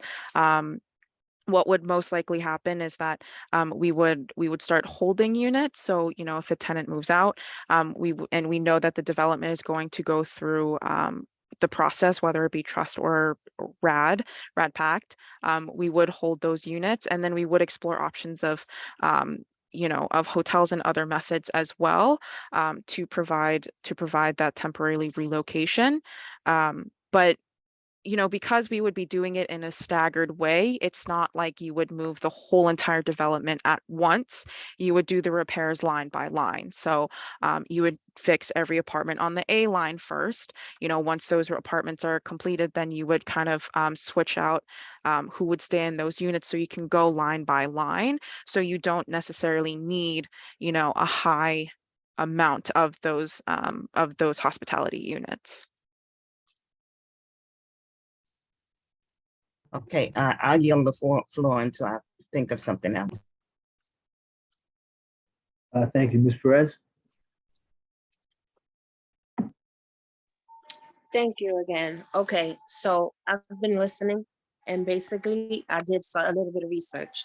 In order to obtain the TPV vouchers, which are the vouchers NYCHA is doing under the trust, it has to be logged under Section 18 in order for you guys to even transfer over the apartment. So in doing so, then that when you move it over to Section 8, public housing, then the city then owns your apartment. So then the city would have a say-so in what happens to your apartment. Now, with the trust, which from my understanding, it is NYCHA. So you're going to be contracting through NYCHA with the authority, under your new name with the authority. So in moving from federal legislation to the trust, which is state legislation, you now are removing the federal monitor. So my question is, with the federal monitor here, and you guys still can't get it right. That's why the federal monitor was appointed. We are no longer under federal, we are now under state. Who then monitors NYCHA? Who then monitors the trust? Mm-hmm. I do want to note, though, I don't think, or I believe that I don't think it's been made clear to me personally. I mean, I cannot speak for the federal monitor on if they, if they will have that oversight, or if they want to have that oversight. I personally don't have that answer, but I don't think there's anything legally stopping them from providing that oversight should they choose. I do want to give the big caveat, though, that I'm not a lawyer, and so I will have to double check that information. But I do think that should they so choose, should be presented the option. I think there is that ability legally. I personally cannot say whether or not they will have that. I don't. Again, I personally don't work with the monitor very often, so I can't answer that question, but I can look more into that for you. Again, I just don't want to give the wrong information to you or mislead. Okay, so now under the trust, when this goes into the trust, the state now has control of the apartment. So that one of my fears is this, right? We go through this and you default on the loan. The state now owns this apartment. This goes into default. Now, it doesn't, you guys are moving away from Section 9, so it's no way that the apartment is going to become Section 9 again. Now, your low income housing, your answer to that is RAD and PAT. So to me, it looks like this is another way to convert the developments and move it out of Section 9 public housing, which is under NYCHA. So that's one of my fears. And another thing I wanted to be clear on, you said the RMC is not a funding source, but the RMC will act just like any other management corporation in which you do business with, because under the resident management, they do qualify for grants, loans, for improvements of the property. And we are under the resident management, you will still receive the funding from HUD and the other entities, which NYCHA now still receives the funding for Section 9 public housing. I yield the floor. Sorry, just to comment on that second part, and Ms. McFarland also kind of brought it up in the legislation as well. And I think it's a good point, and it's a good clarifying point. The legislation itself says that residents will have the option to vote for the trust, will vote for have the option to vote status quo, or another financial modernization strategy. So I think Ms. McFarland brought up a good point there, that it does not necessarily say in the trust itself that the residents are must have the option of RAD Pact. It just says modernization strategy. And so, if that certainly could be an option about the RMCs, I think right now in this draft procedure, we do have it as the options being presented as the trust RAD Pact, because it's something that our that NYCHA has used in the past. And it has, in some ways it has proven to bring repairs. Now, again, I know that not everybody likes RAD Pact, and that's understandable. And so that's why we are giving the option. But, there are certain parts of the city where, I do think that you do find certain people who would prefer that because, like many people have said during this call, they don't want NYCHA management anymore. Something about RAD Pact is that you have seen developments already go through that process. And so there is something to look back on and say, well, I saw how it was at Williamsburg and I really liked it, or I saw it here or there. But again, with this, I just do want to emphasize that with this draft process, the residents will have that option to choose whether or not either or option that they prefer, or again, they don't want either of those and they do vote for status quo. So in the future, am I saying that RMC would never be an option? I'm certainly not saying that. But right now, what is proposed in the current draft procedure is trust, RAD Pact, or status quo as the voting options. Okay, I'm glad you explained that. But my question was, when the trust fails, so are you saying that then the residents have an option to choose again? I'm not necessarily saying that. And I do understand your question is what happens when if the bonds were to default. And again, I know that I already said this, and I know that there are more questions following it, but the buildings themselves would never be able to be used anything other than affordable or low income housing. And I know that you were looking for a more detailed answer, and I'm more than happy to give that to you, but I personally am not that. I don't have enough information personally on bond financing. It is a topic that I unfortunately am not a subject matter expert on, but that's also something that I can get back for you in terms of information, in terms of that background structure, in terms of how that would work, what would happen should it default, things like that. That just proved what I was saying, because again, once you're in the trust and we're talking about the default, we voted for the trust. Let's just say we voted for the trust. It goes into default. We don't know if there's going to be another vote. We don't know. You're saying it's low income. Low income means different things to NYCHA, which right now means RAD and PACT. So that means that would be the only option left up to the residents. And I'll just yield the floor. Thank you. Thank you. Ms. McFarland? Yes, my last question is the voting process. NYCHA is in your draft that you just your presentation, you're saying 10%. I think that's a real slap in the face, because there should be the resident of preserved public housing is asking for 66% and for the total number of legal residents in order to vote. 10% is right now I have 1,500 units in my development. So you're saying 150 people can vote, and then that 100 out of that 150 people, that determines what happened to my development?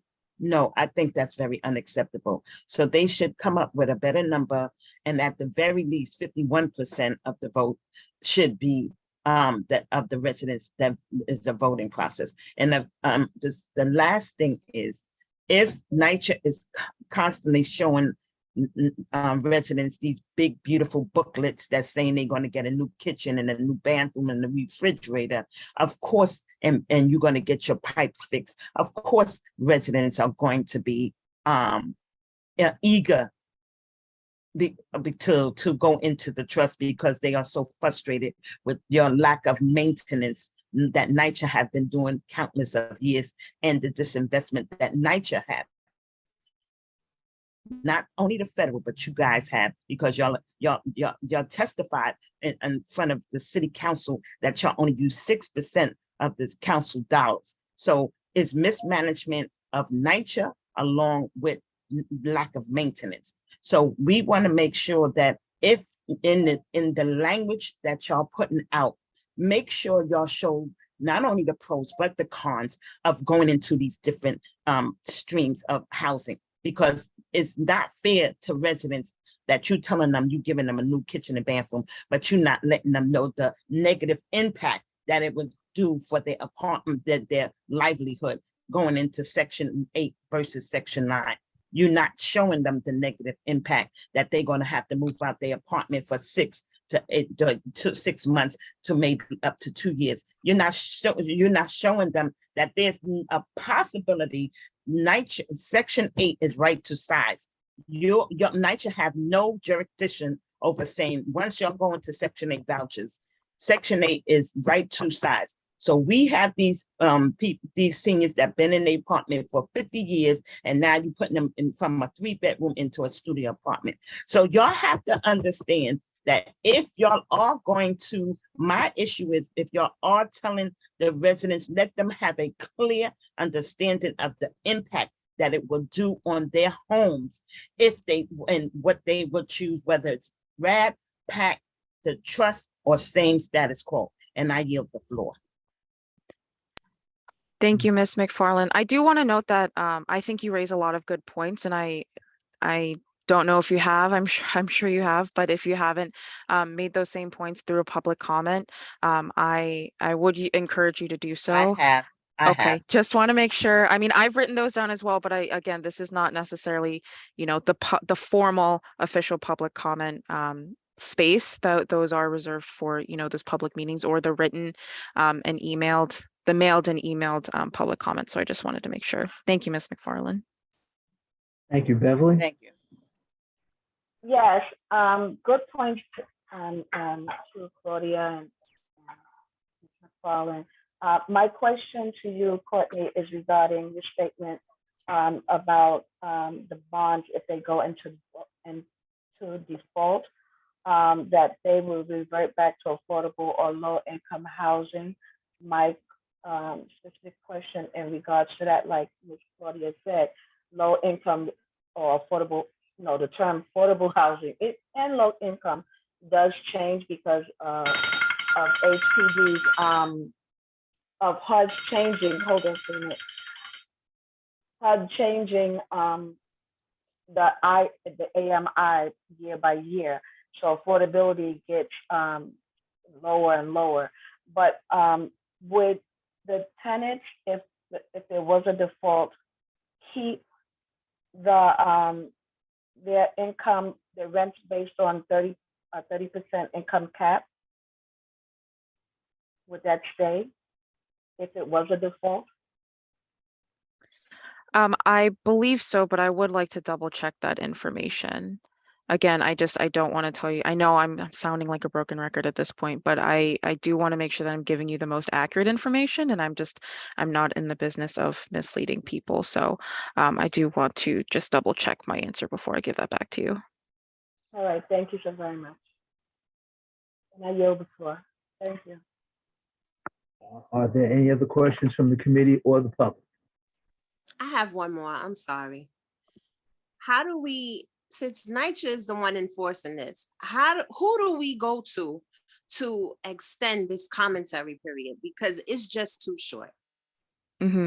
I will say that the comment period was decided by NYCHA, and so I would say to put in a public comment, and then I can also take that comment back to the group who is, who had decided the public comment period. Again, we are on a timeline, and so we do have to put out the draft rule by December 13th. That's in the legislation, so that's something that we have to abide by. But in terms of flexibilities within that, before that date, that's something that I can talk to the group about. Thank you. Who is the group? Thank you. You keep saying who, talk to the group. Who was the group? In terms of who decided the public comment period date, or who is kind of creating the trust? Whoever you have to report back to regarding the comments that was made today. Yeah. So it's a mix of people. I mean, in terms of the people who helped create the draft procedure, it was a mix of both advocates and tenant leaders. And it was presented to them, I believe, but it's a mix of internal, not just staff. So that's who I would have to go back to. It's not like this is something that was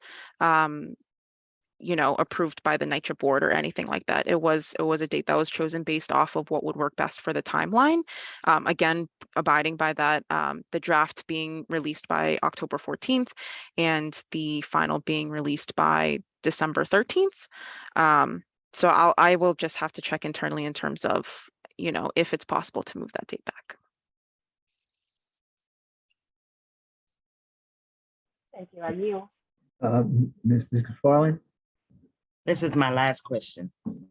She made a statement of the 9 board members, the head of, the NYCHA chair will be on the head of this board.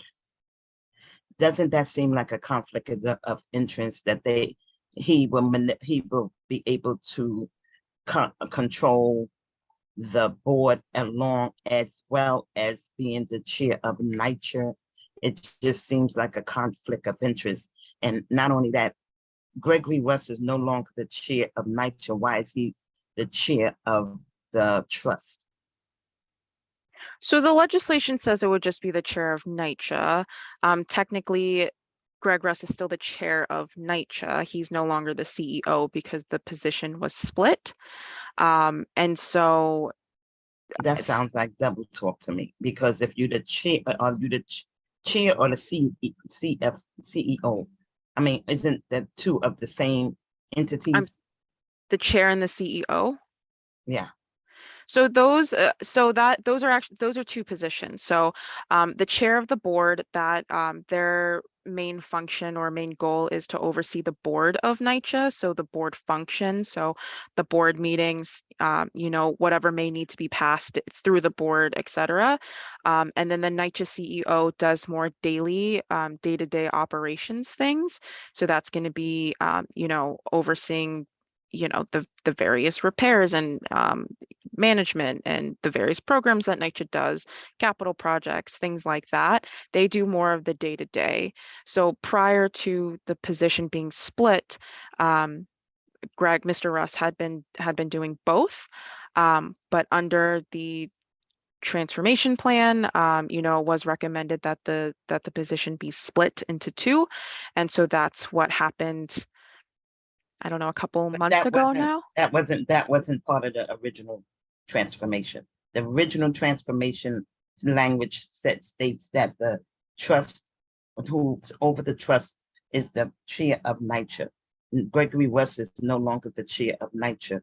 So why is he on the trust board? So again, Mr. Russ is still the chair of NYCHA.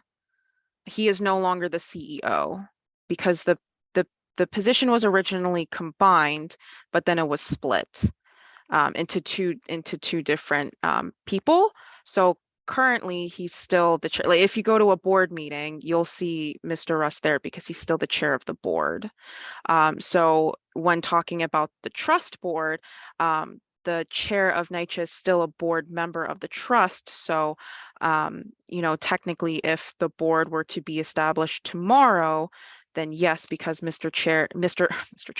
Russ is still the chair of NYCHA, he would therefore be a board member of the trust, but that person would change depending on who is in that position. Same thing with the NYCHA CFO, who is also part of the trust board. The current NYCHA CFO would be part of the trust board, but if our current CFO were to ever leave or someone were to replace her, et cetera, that whoever that person may be would be part of the trust board. I just think that that's a conflict of interest, because if you vote, if your guys are voting on what tenants are going to be on the board, why aren't tenants voting on who's the chair of the seat? On any board, there's a voting process.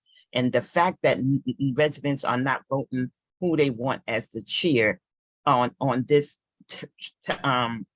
trust board is unbeknownst. I mean, it just behooves me, because every board has a voting process. And the fact that this is not being implemented under the trust doesn't seem right to me. Because why are they elected or appointed to do the top 5 people are appointed, but then when it comes to the tenants, we have to be voted on, or they appointed by the mayor. What if the mayor picks one of his friends that live in house, and these people are hand selecting residents that really doesn't even, that is for the trust. So to me, it's just a conflict of interest, just the way the whole board is structured. And it's a conflict of interest that it's a 9 board and only 4. We were 4 members, tenants. Tenants will never have the deciding factor for what happens to our homes. So I yield the floor. I just want to make a note that NYCHA is not voting on the resident board members who would be part of the trust. They are appointed.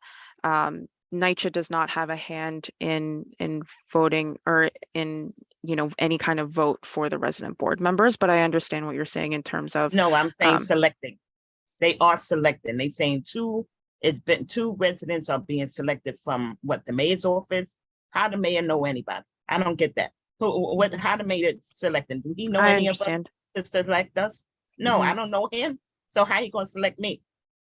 So there's no, and then where's the other 2 coming from? It's being selected by CCOP.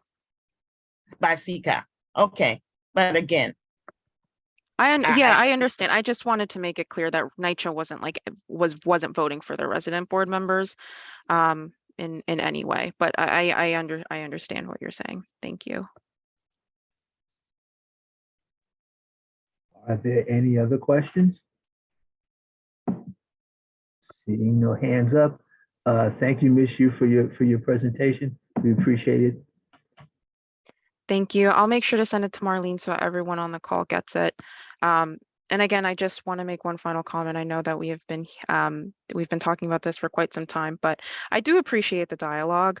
I know that this is, again, something that some would consider controversial, and I know that, and rightly so, right? And so, again, I do appreciate everyone's time and everyone's dialogue on this, and I do want to gain as many opinions as possible in regards to this process, even if it's something that you don't like it at all. And then I think that's, that is okay. And I respect that. So I am always open, and I'm always here for any kind of conversation that you would like to have. I did put my email and my cell phone number in the chat, and I'll make sure that Marlene has it too, in case it needs to be sent to anyone else or anyone who wasn't on this call as well.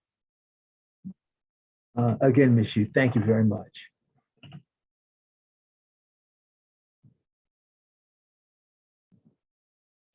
Okay, so now we can go on to okay. Is there any old business?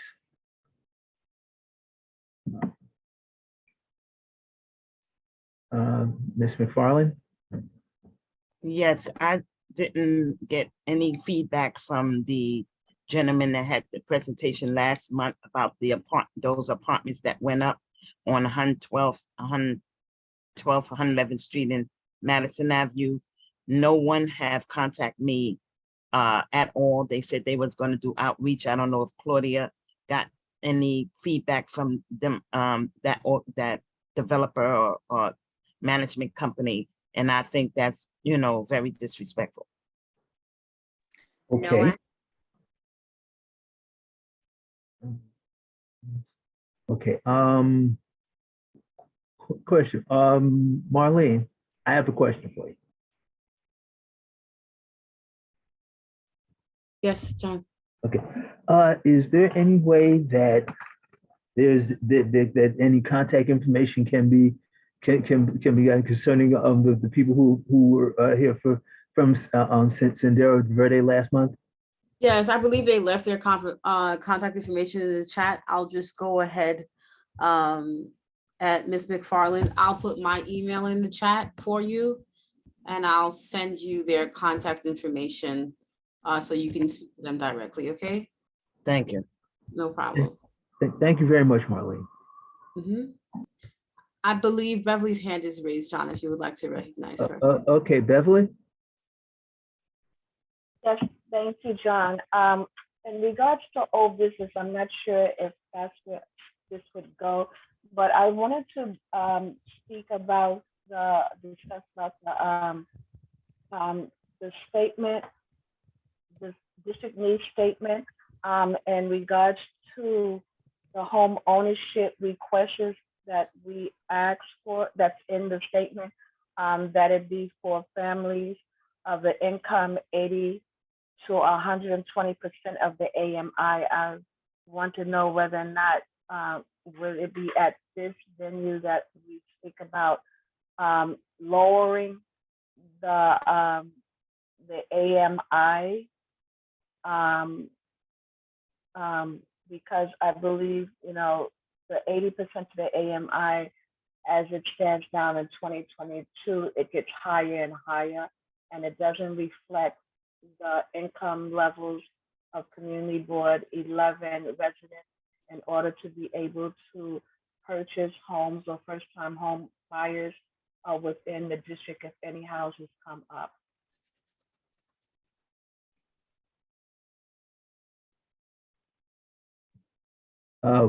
And what is your question again? You said you wanted the one, if you wanted the AMI lowered?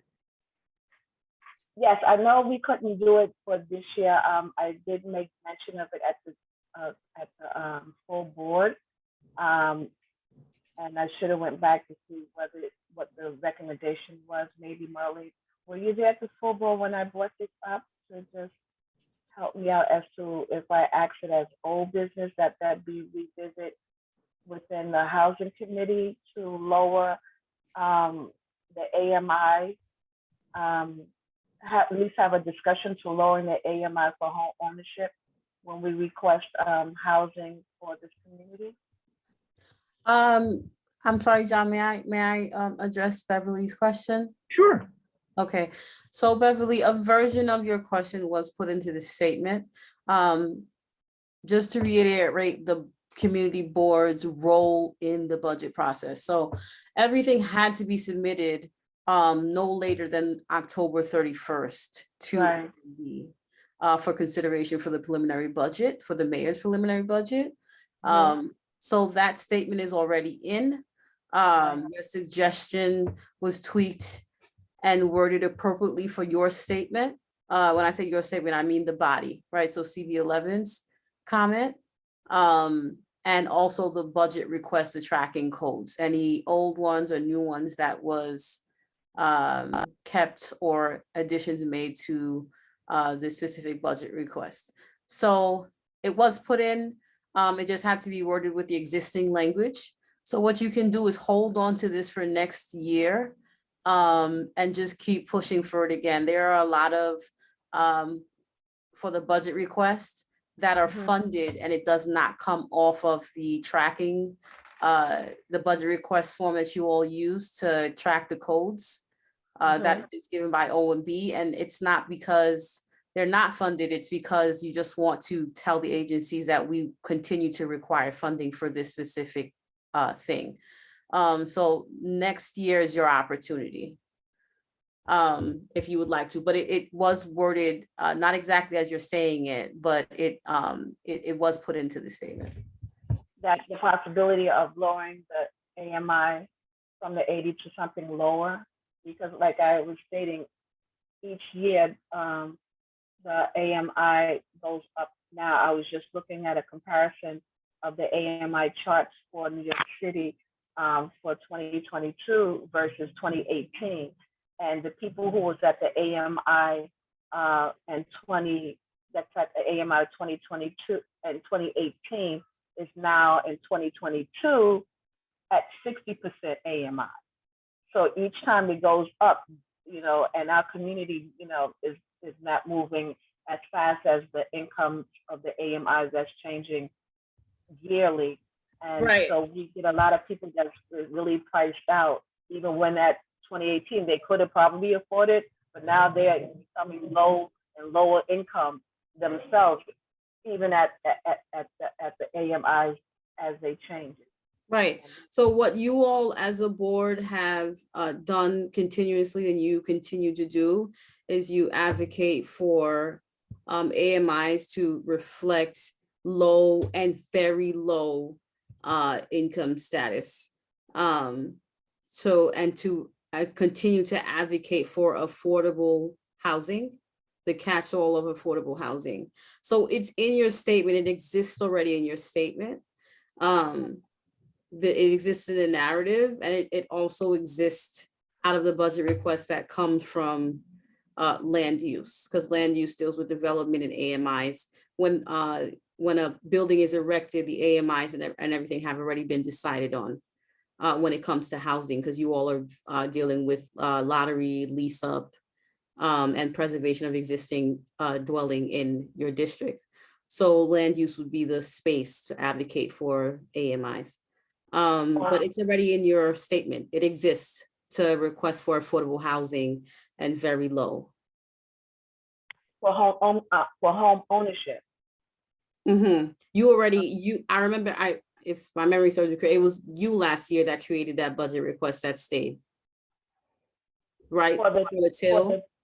Yeah, for the till, basically because there's only 2 buildings that didn't go in, that doesn't want to go into the Right. ANCP program. So we are asking the funding for the till as it, you know, as we did the contract for. That's what I was advocating for.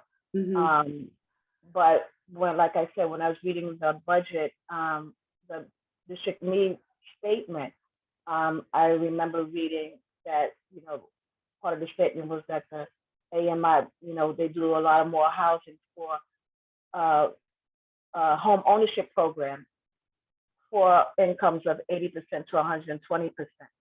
And like I said, each year the AMI increases, and the people who was at 80% now are now at 60% AMI, and next year they're going to be even lower, you know. So that's one concern that I have, that this community whose income doesn't go up as much as fast as the AMI goes, that HUD puts out, that we get priced out of home ownership. And even the statement states that this is a rental community across the board for all communities, but home ownership we need to step it up, because Blacks and Puerto Ricans, people of color, are losing their footing in home ownership. Even in first housing, they can't buy, because it's nothing there for them. And, right. I hear what you're saying, Beverly. Yeah. Right. So what you as a committee and as an individual that sits on the housing committee, just you have to keep advocating for this every time that budget cycle opens up again. So every time you guys are doing that heavy lifting in September and October regarding what you should put in the statement and in, you know, what budget requests you should request from the agencies, that's where that heavy lifting happens. It has already been submitted to OMB for the preliminary budget, for the mayor's preliminary budget. So you just have to keep doing this every single year if you're passionate about it. And a lot of the budget requests that exist is because board members have been passionate about this one thing, and they're adamant about not taking it off. Okay. Thank you. You're welcome. Thank you, ladies. Are there any other old business? Let's see, any hands? So I guess now we go on to new business. Is there any new business?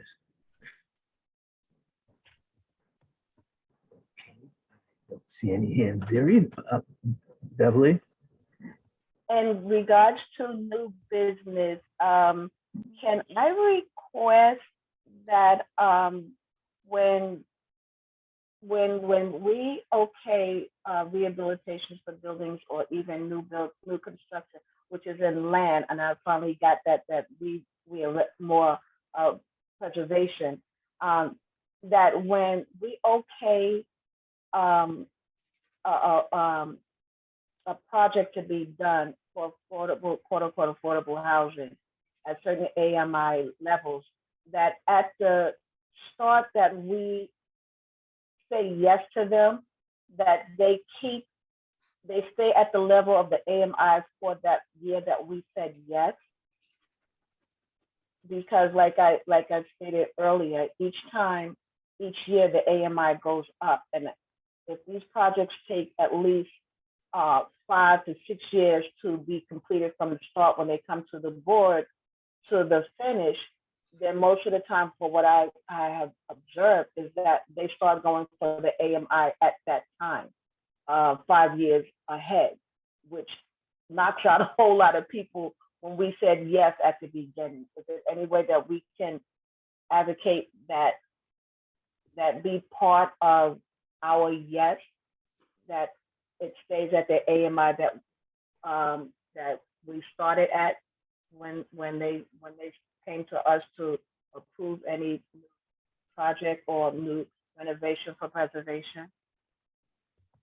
Well, I'm not sure about that. I would have to find out do some research on that, and if that's a clause that we can put into an agreement when someone comes before the committee to create affordable housing. That I'm not sure of. I would have to go to some people who are a lot more knowledgeable than I am with this in order to find if that's a point that we can stand on or make developers stand on. So I'll have to get back to you on that. Thank you, Chair. Okay. Any other new business? I'm sorry, John. If Yes, I ma'am. may. Beverly, AMIs, as you know, are set by the federal government. And so developers have to abide by the federal laws that dictate AMIs. However, you can go on the land use tab, and there is an existing questionnaire. Because the AMIs, like I said, that's a land use conversation. Okay. So there is an existing questionnaire that land use, when a project goes into a ULURP, the board gets a ULURP, the developer comes to the table to discuss the project and its level of affordability, if any, what are the market rates, right? So that negotiation happens with the board. At land use, they have to fill out a questionnaire that comes from the land use committee. So you should read the questionnaire and try to familiarize yourself with that questionnaire if you are interested to see if that question is posed. Okay. I appreciate that, Marlene. Thank you so very much. You're welcome. Thank you, Marlene. Is there any other new business? If not, I will say at this point, I want to thank the members of the committee and the public for your time and your patience, because it was a lot of information that was given out tonight, and basically you all asked excellent questions, and I appreciate that. The next excuse me, the next housing meeting is, I believe, Tuesday. Excuse me. December 6th, I believe, is the date. Yes, John, I believe that's the day. Okay, thank you. At 6:30 p.m. and depending on whether it's in person or Zoom, we will let you know. Marlene, you can do roll call, please. Sure. Diane Collier, Still here. Brandon Gillespie, Here. John Green, Here. Alonzo Johnson, Here. Beverly Pabon, Here. Claudia Perez,